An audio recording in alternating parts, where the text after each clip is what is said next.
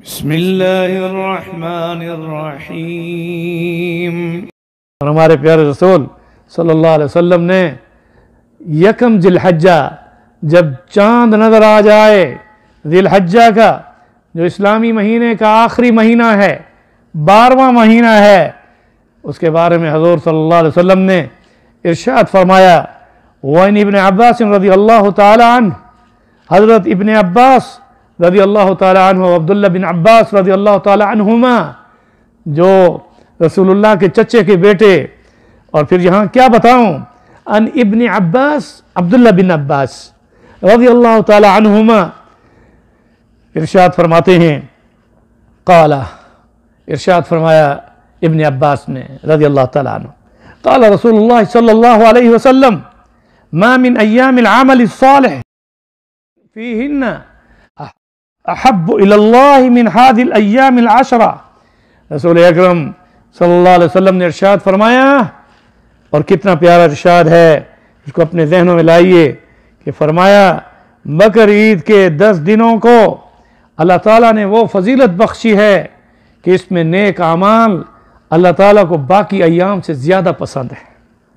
احب الی اللہ من هذه الايام العشر، فرمایا کہ جب چاند نظر آ جائے ان دنوں میں اللہ کا ذکر، قرآن کی تلاوت، استغفار، اور پھر 9 ذی الحجہ تک کے روزے رکھنا، یا اس کے علاوہ 9 ذی الحجہ کا روزہ رکھنا، اس کی اتنی بڑی فضیلت ہے کہ جس کے بارے میں آپ نے یہاں تک ارشاد فرمایا کہ اللہ کو ان ایام میں عبادت اور بندے کی نیکیوں کو پسند اتنا ہے اللہ کو کہ باقی دنوں سے زیادہ پسند ہے۔ قالوا یا رسول اللہ، صحابہ اکرام رضوان اللہ علیہم اجمعین نے سوال کیا،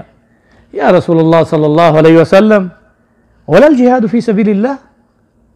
کیا ان ایام میں جو ذکر ہے، عبادت ہے، قرآن کی تلاوت ہے، استغفار ہے،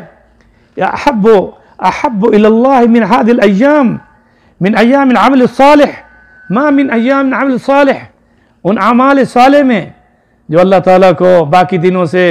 زیادہ بندے کے وہ اعمال سب سے زیادہ پسند ہیں۔ تو صحابہ نے عرض کی، قالوا یا رسول اللہ، اے اللہ کے پیارے رسول صلی اللہ علیہ وسلم، ولا الجہاد فی سبیل اللہ، کیا جہاد فی سبیل اللہ سے بھی افضل؟ تو آپ صلی اللہ علیہ وسلم نے فرمایا، قال ولا الجہاد فی سبیل اللہ، جہاد فی سبیل اللہ سے بھی افضل اپنے گھر میں رہتے ہوئے جو یکم ذی الحجہ کے چاند دیکھنے کے بعد یا خبر ملنے کے بعد کہ ذی الحجہ کا چاند نظر آ چکا ہے، اس میں تکبیروں کے ساتھ، عبادت کے ساتھ اور استغفار کے ساتھ، قرآن کی تلاوت کے ساتھ ذکر و فکر میں رہتا ہے، وہ جہاد فی سبیل اللہ سے بھی افضل ہے۔ مگر آگے تخصیص کی، الا رجل خرج بنفسه ومالہ، ہاں وہ شخص جو اپنے جان اور مال کے ساتھ اللہ کے راستے میں نکلا ہوا ہے اور وہ جہاد میں شہید بھی ہو جاتا ہے، اور فلم یرجع من ذلک شیء بشیء، اور وہ لوٹ کر نہیں آتا، اس کا مال اور اس کی جان اللہ کے راستے میں قربان ہو جاتی ہے، وہ تو افضل ہوگا۔ لیکن ان ایام میں اگر غازی بھی ہے تو ایسی حالت میں ان ایام میں جہاد فی سبیل اللہ سے افضل عمل اعمال صالحات، جس میں نماز، روزہ اور اس کے ساتھ ذکر اور عبادت۔ دوسری روایت میں رسول اکرم صلی اللہ علیہ وسلم نے ارشاد فرمایا، اور یہ روایت جو میں نے پہلی آپ کے سامنے رسول اکرم صلی اللہ علیہ وسلم کی آپ کے سامنے میں پیش کی،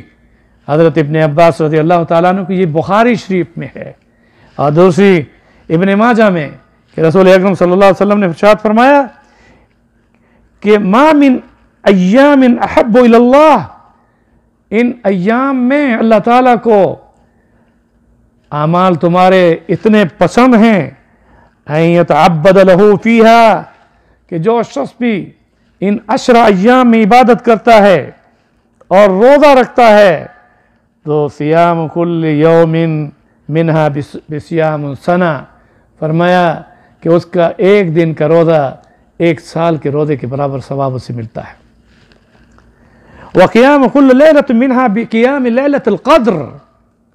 اب یہاں کتنی بڑی فضیلت بیان کی کہ دن کو روزہ رکھنا، ایک روزہ بھی اگر یکم ذی الحجہ سے 9 ذی الحجہ تک رکھتا ہے تو 1 سال کے روزوں کا ثواب، اور پھر رات کو اگر قیام کرتا ہے وَقِيَامُ كُلِّ لَيْلَةٍ، جو بھی ان ایام میں وَالْفَجْرِ وَلَيَالٍ عَشْرٍ، یہ لیالی عشر جن کو قرآن میں اللہ نے قسم کھائی کہ ان 10 راتوں کی قسم کہ جس میں اگر کوئی شخص عبادت کرتا ہے تو رسول اللہ صلی اللہ علیہ وسلم نے فرمایا وَقِيَامُ كُلِّ لَيْلَةٍ مِنْهَا بِقِيَامِ لَيْلَةِ الْقَدْرِ، اس شخص کا رات کو عبادت کے ساتھ، اللہ کی رضا کے ساتھ اور نیت خلوص اور اخلاص کے ساتھ اس کی وہ رات کی عبادت لیلۃ القدر کے برابر اس کو ثواب ملتا ہے۔ اور اسی طرح سے جو شخص 9 ذی الحجہ کو صرف روزہ رکھتا ہے، یوم العرفہ، من صام یوم العرفہ، جو حاجی کے لیے وہ روزہ نہیں ہے، حاجی وہ روزہ نہیں رکھے گا، مگر یہاں یہ بات بتا دوں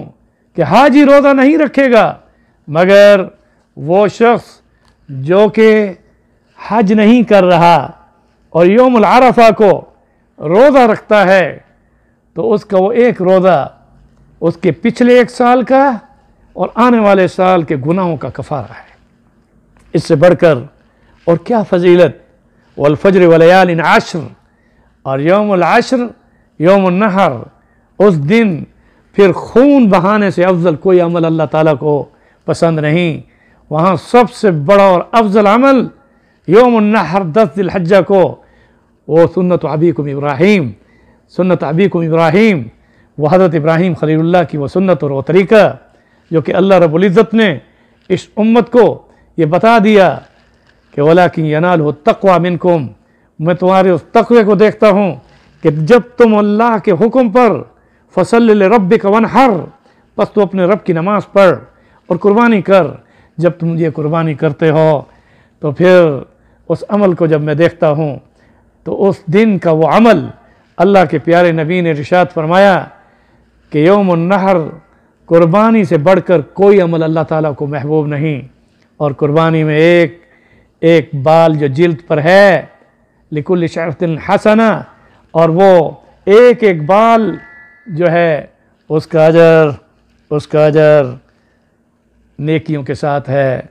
قربانی کا پہلا خون کا قطرہ جب زمین پر گرتا ہے تو تمہارے گزشتہ گناہوں کو معاف کر دیتا ہے، اور پھر یوم العرفہ کو جب آپ روزہ رکھیں گے تو یقین کامل کے ساتھ یہ حدیث ذہن میں رکھیے کہ 2 سال کے گناہوں کا کفارہ، گزشتہ سال جو گزر چکا اور آنے والا سال جو آنے والا ہے اس کے لیے گناہوں کا کفارہ ہے۔ ان ایام میں جہاں کرونا وائرس ہے، جہاں وبائیں ہیں، جہاں بلائیں آ چکی ہیں، اور اس حالت میں کیا بتاؤں امت جس مشکل حالات میں ہے، آنے والے ایام میں اللہ تعالیٰ کی عبادت کیجیے۔ یکم ذی الحجہ سے 9 ذی الحجہ تک کے روزوں کی فضیلت کو سامنے رکھ کر آپ روزہ رکھیے، رات کو قیام اللیل کیجیے اور رات کو عبادت کیجیے، اور رات کی عبادت لیلۃ القدر کے برابر ثواب، اور دن کا روزہ 1 سال کے روزہ رکھنے کی اجر کے ساتھ، اور یوم العرفہ کا روزہ، 9 ذی الحجہ کا روزہ 2 سال کے گناہوں کا کفارہ۔ میں انہی کلمات کے ساتھ اپنے آپ کو اور آپ کو اس بات کے ساتھ دعوت فکر دوں گا کہ ان ایام کی قدر کیجیے، گناہوں سے توبہ کیجیے۔ دین اسلام کے نشر و اشاعت کے لیے دینی اصلاحی خطبات، دروس تفسیر قرآن و حدیث اور اسلامک لیکچر سننے کے لیے مولانا ڈاکٹر احمد علی سراج کا آفیشیل چینل سبسکرائب کریں اور بیل آئیکن کو دبائیں۔ جزاکم اللہ خیرہ۔